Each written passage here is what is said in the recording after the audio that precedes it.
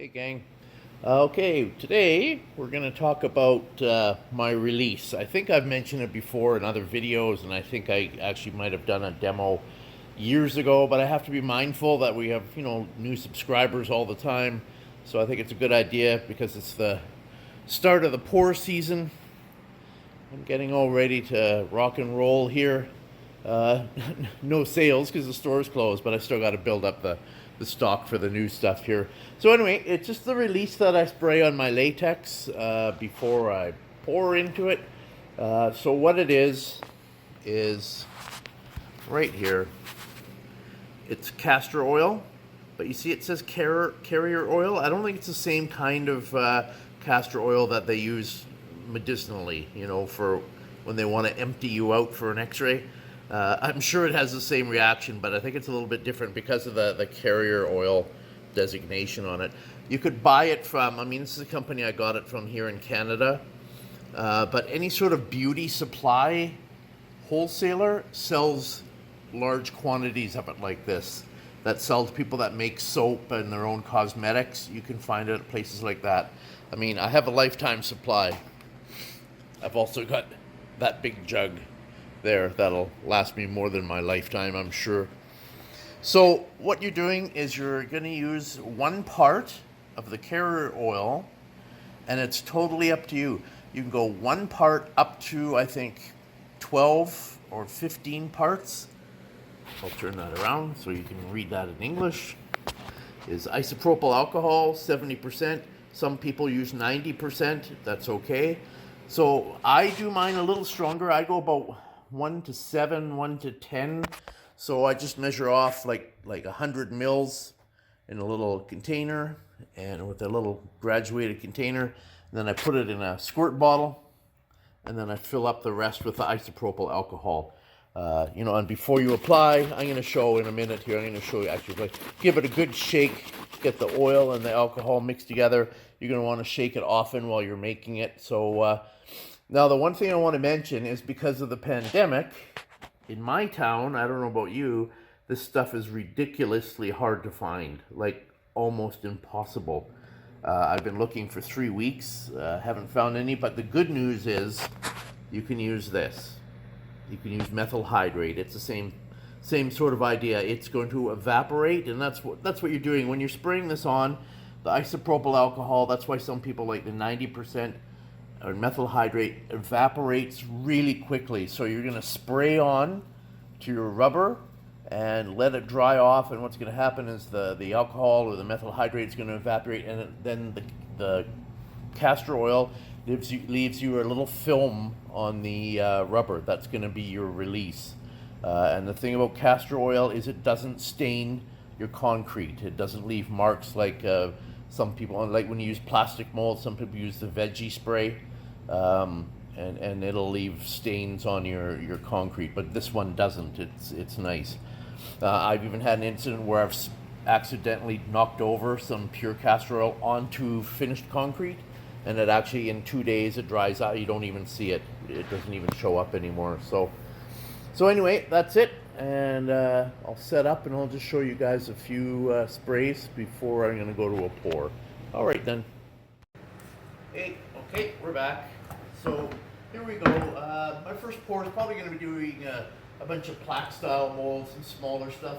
I'll see. I might throw the odd bigger one in, but not planning on doing a huge pour the first couple days. I've got a couple other things on the go. So, but just show you quick. So this is a little plaque-style drop mold, right?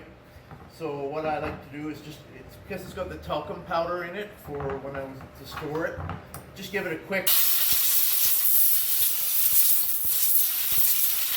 blow that out really fast. So then you got your release. Good shake.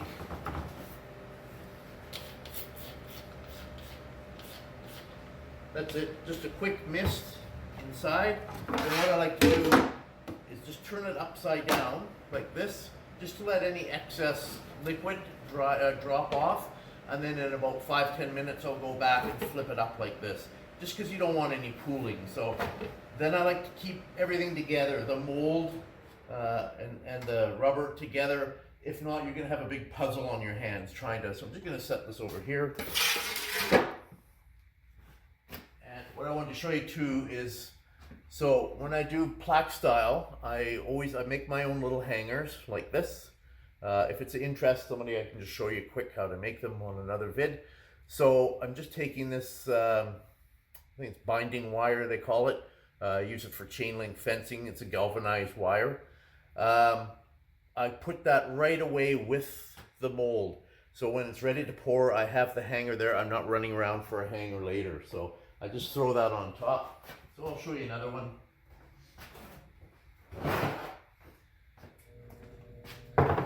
So again, the hanger's right there.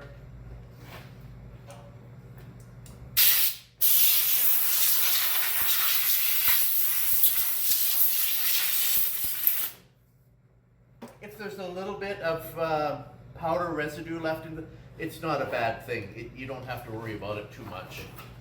It'll come off your concrete fairly easy. So like I said, give this a shake every now and then. Just make sure it's not settling on you. So there we go. So there's one. So just put it upside down. Throw the hanger in with it. Set it aside. So I'll just show you a couple other ones. Here's a couple skull molds.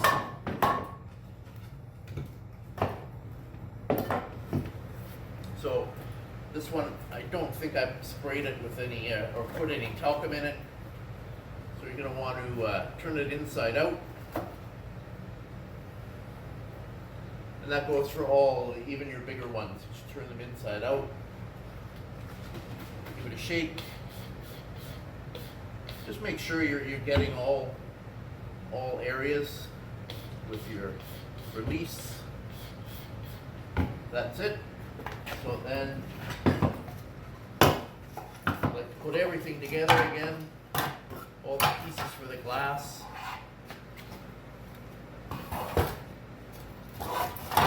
On the table.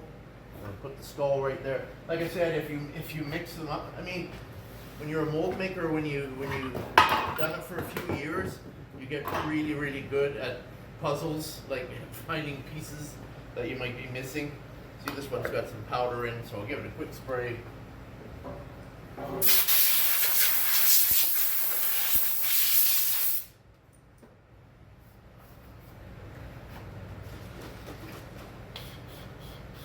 It's another skull.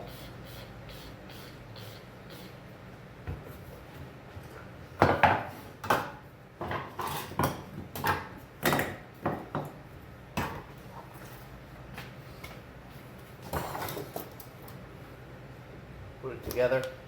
It goes pretty fast. By the time you've done a table full or a table and a half, then I go right back to the start and start flipping them out and reassembling them back into the fiberglass so you're ready to pour. I like to do it the day before. I like to day before have all your molds ready, then pour, and the next morning strip, and I patch right away. And then as I'm stripping, I'll spray red again and reset them up on another table again, so that you can go, 2, 3, 4 days of pouring, or every other day you're pouring, doing the same mold, so you can build a bit of stock of one item. So I'll just show you one bigger one. I mean, they're fairly easy. So this is a big bird bath top. This one here, a leaf mosaic sort of thing, the applique method that I did.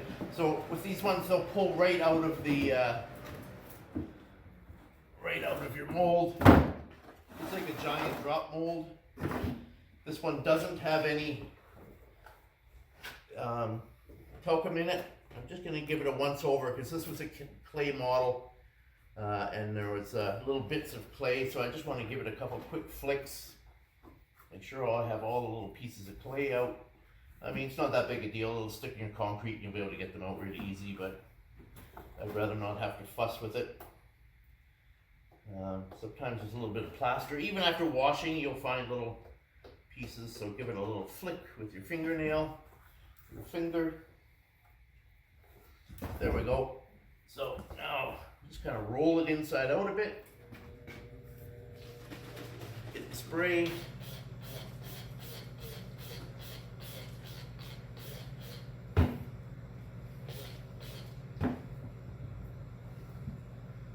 redo it as you're going around places that aren't wet.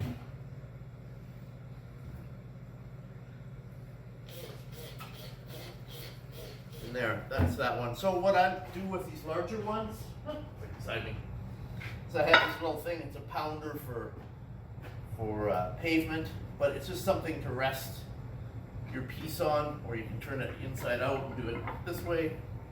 Doesn't matter. On there. You can also take I take a broom sometimes, or a shovel, and I just lean it on a table and put the big ones right on top of it, down over by the door over there. But yeah, it's just something to rest on to let the excess run off while you're waiting. So that's about it. Pretty easy, pretty simple. And we'll see if we add on to this vid a little bit later. Hey friends, I was going to add a little bit on this week's video effort here, and I sort of got carried away this week and started doing pours. So you know what next week's video is going to be about. Get to see some of the new stuff that's coming off the tables. Okay, I've got a busy morning ahead, and we'll see you all next week.